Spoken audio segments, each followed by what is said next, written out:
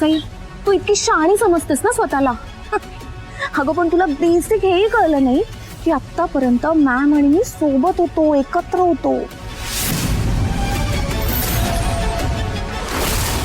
आणि आमच्या दोघींचा गोल एकच आहे, तुला फिनिश करणं.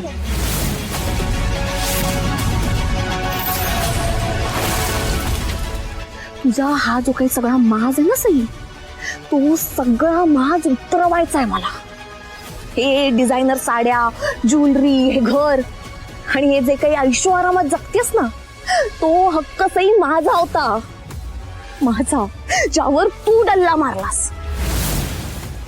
आता तो हक्क मी परत मिळवणारच. तुझ्या नाकावर टिचून मी जहागीरदारांची सून होणारच. अजिबात नाही. आणि हे मी कधीच होऊ देणार नाही. वाटेल तेवढे प्रयत्न करून बघा. माझं घर एक मंदिर आहे आणि त्या घरात तुझ्यासारख्या वाईट मुलीला कधीच प्रवेश मिळणार नाही. काय करायचंय ते कर, पण मी तुला या घरची सून कधीच होऊ देणार नाही. पण त्याआधी तू या घरात टिकणार आहेस का? काय? You know what, actually it's good. तू आत्ता आम्हा दोघींना बोलताना पाहिलंस. इतके दिवस लपून छपून जे प्लॅनिंग सुरू होतं, जे आम्ही लपून छपून करत होतो ना, ते आता उघड उघड होणार. It's good. Now it's so clear. आता ऐकतेच आहेस तर उघडपणे तुझ्या तोंडावर सांगते, यापुढे येणारा काळ हा तुझ्या आयुष्यातला सर्वात कठीण काळ असणार आहे.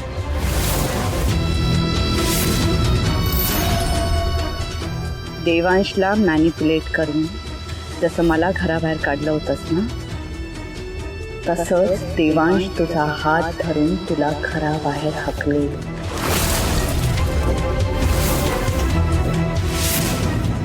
अशक्य.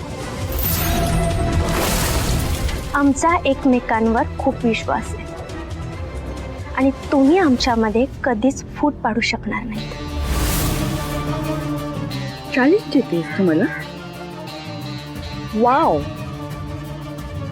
I just love challenges. Challenge accepted. कोण हरतंय कोण जिंकतंय हे आता येणारा काळच ठरवेल. प्रश्न जिंकण्याचा आणि हरण्याचा नाहीये मॅडम, माझ्या आणि देवांशच्या नात्याचा आहे. तुम्ही वाटेल तेवढा त्रास द्या मला, मी सहन करेन, पण माझ्या आणि देवांशच्या नात्यावर मी एकही ओरखडा येऊ देणार नाहीये. आणि हा भैरवी जहागीरदारला सई देवांश जहागीरदारचा शब्द आहे.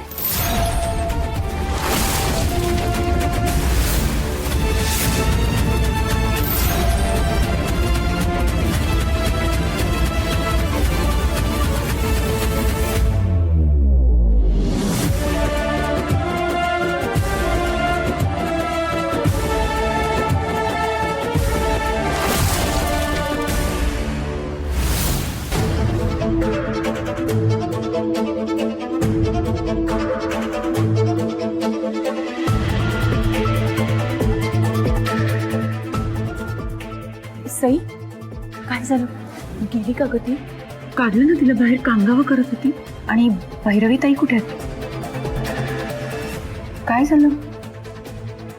तुझा चेहरा असा का दिसतोय?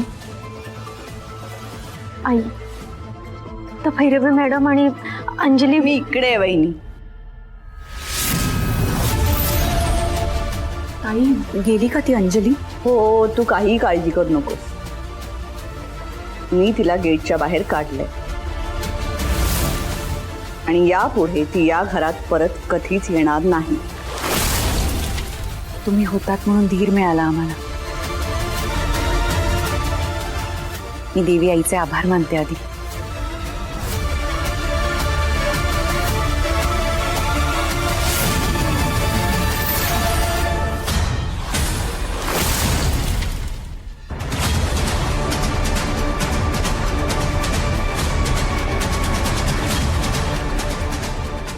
Your time starts now.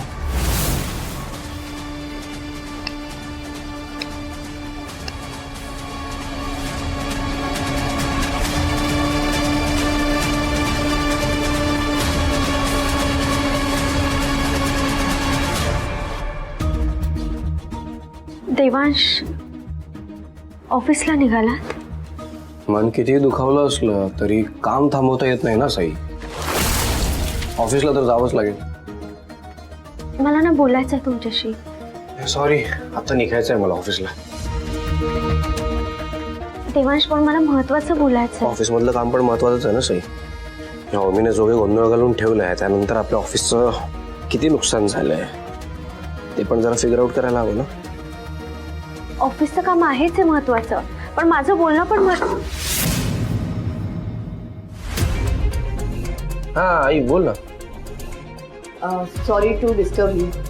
आई अगं असं का बोलतोयस तू? तू ये ना प्लीज आत ये.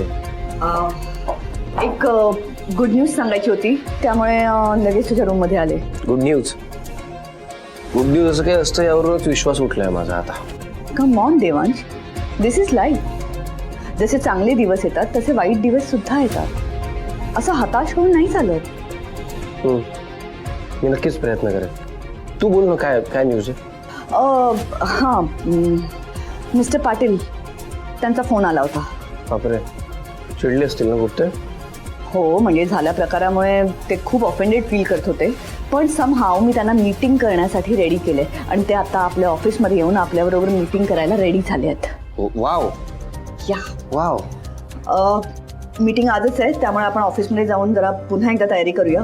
या सगळ्या प्रकारानंतरही जर का ते कन्व्हिन्स झाले तर हा कॉन्ट्रॅक्ट आपल्याला नक्की मिळेल. Then nothing like it. That's great, great news. कमाल आहे साई, खरंच छान न्यूज दिलीस. जरा बरं वाटतंय आता. मी रेडी, आपण लगेच निघूयात. हो, मला बोलायचं आहे साई तुमच्याशी. आता माझ्यासाठी या मीटिंग व्यतिरिक्त काही जास्त महत्त्वाचं नाही आहे. ओके, प्लीज मला शांतपणे मीटिंगवर फोकस करू द्या. मीटिंग संपली, रात्री घरी आलो की बोलूयात आपण. बाहेर कसं समजवू मी तुम्हाला भैरवी मॅडमच्या मनात काय चालू आहे ते? त्या जर त्यांच्या प्लॅनमध्ये यशस्वी झाल्या ना तर अख्खं घर होरपळून निघेल आणि या सगळ्यात ओमीचा बळी जाईल.